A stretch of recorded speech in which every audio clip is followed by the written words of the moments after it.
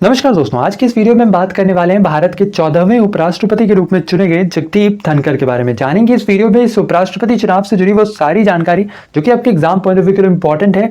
तो बिना आपका ज्यादा समय लिए चलिए वीडियो को शुरू करते हैं।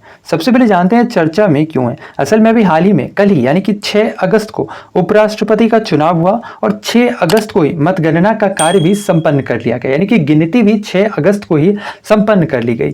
इस चुनाव के अंतर्गत कुल 725 सांसदों ने मतदान किया, जबकि 55 सांसदों ने मतदान में हिस्सा नहीं लिया।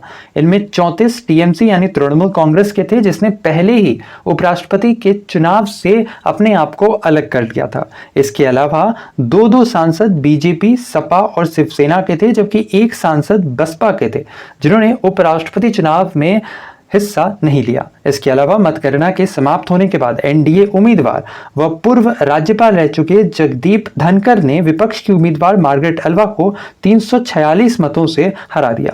जगदीप धनखड़ को जहां कुल 528 वोट प्राप्त हुए, जबकि मार्गरेट अल्वा को केवल 182 वोट ही प्राप्त हुए। इस तरीके से जगदीप धनखड़ भारत के 14वें उपराष्ट्रपति के रूप में चुन लिए गए।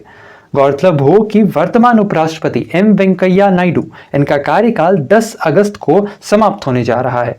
इसके अलावा आइए जानते हैं उपराष्ट्रपति पद से जुड़े जो भी सवाल एग्जाम में बनते हैं उन सभी को भी एक बार देख लेते हैं।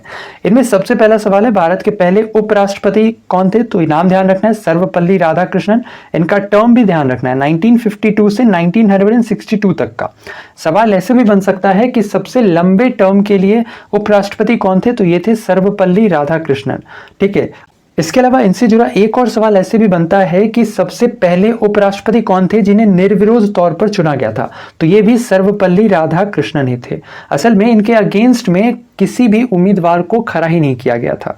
इसके साथ ही साथ ये भी ध्यान रखना है कि जो उपराष्ट्रपति होते हैं इनका कार्यकाल 5 वर्षों का होता है। साथ ही साथ उपराष्ट्रपति के बारे में संविधान के अनुच्छेद 63 में मेंशन किया हुआ है। साथ ही साथ उपराष्ट्रपति जो होते हैं वह असल में राज्यसभा के सभापति होते हैं, और जो ये बात है ये असल में संविधान के अनुच्छेद 64 में दी गई है। इसके साथ ही साथ अनुच्छेद 66 में उपराष्ट्रपति के चुनाव का जिक्र है, जबकि अनुच्छेद 67 में उपराष्ट्रपति के कार्यकाल के बारे में बात की गई है। साथ ही साथ जो उपराष्ट्रपति होते हैं इन्हें शपथ राष्ट्रपति के द्वारा दिलाई जाती है। अब चूंकि शपथ राष्ट्रपति के द्वारा दिलाई जाती है तो ध्यान रखना है कि जो उपराष्ट्रपति हैं अगर इन्हें अपना इस्तीफा देना हो तो ये अपना इस्तीफा भी राष्ट्रपति को ही सौंपते हैं।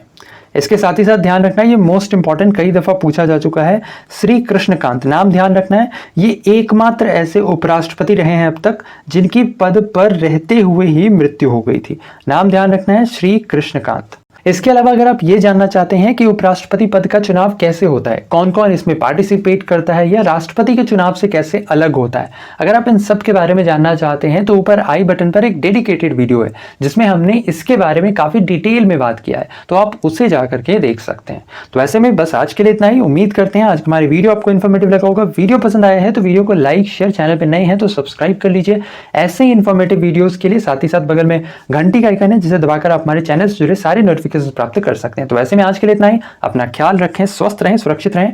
आपसे फिर अगली वीडियो में मुलाकात होगी, तब तक के लिए धन्यवाद। Good bye, take care.